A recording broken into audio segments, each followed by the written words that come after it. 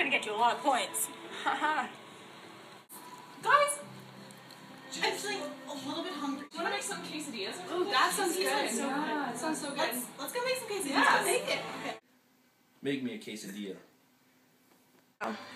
To make a quesadilla, all you need is some shredded cheese, some tortillas, and some butter for the pan.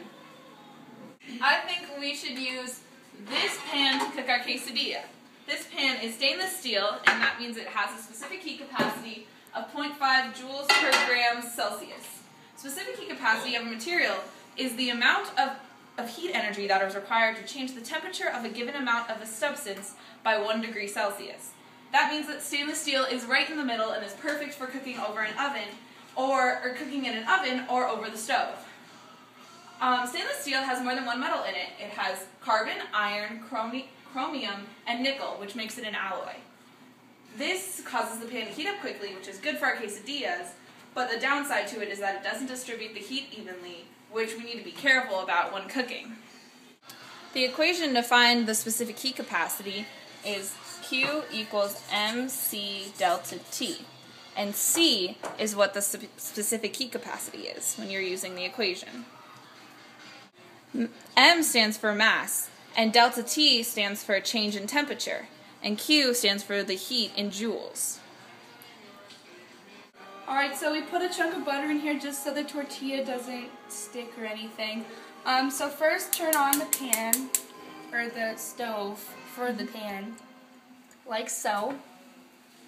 And then spread the butter around a bit. Now what you want to do is put the tortilla in the pan like so, and let it heat up a little bit. Now that it's getting warmer, you add the cheese, but only add it to one side of the tortilla so you can fold over the other side. And do however much you want if you like it really cheesy.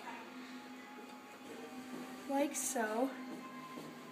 Once you let the bottom get a little bit warmer, you take the side without the cheese and you flip it over like so. And as you can see, the cheese is starting to melt. And if you want to flip it over a couple of times. Okay, so now that you see the cheese is melting, this is a phase change. It's going from a solid to a liquid, as you can see. Okay, so this graph is a heating curve. Right here is melting, and that's what you see that's going on in the quesadilla. So when the heat is applied to the pan, a phase change begins to occur, and the cheese begins to melt. At this point, the temperature is staying the same, but it's going from a solid to a liquid.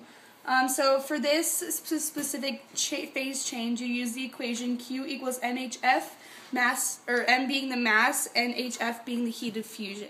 When we cooked our quesadilla, we used heat transfer to heat up the quesadilla. So when you turn the burner on, it creates a source of heat, therefore going up through the pan and onto the quesadilla.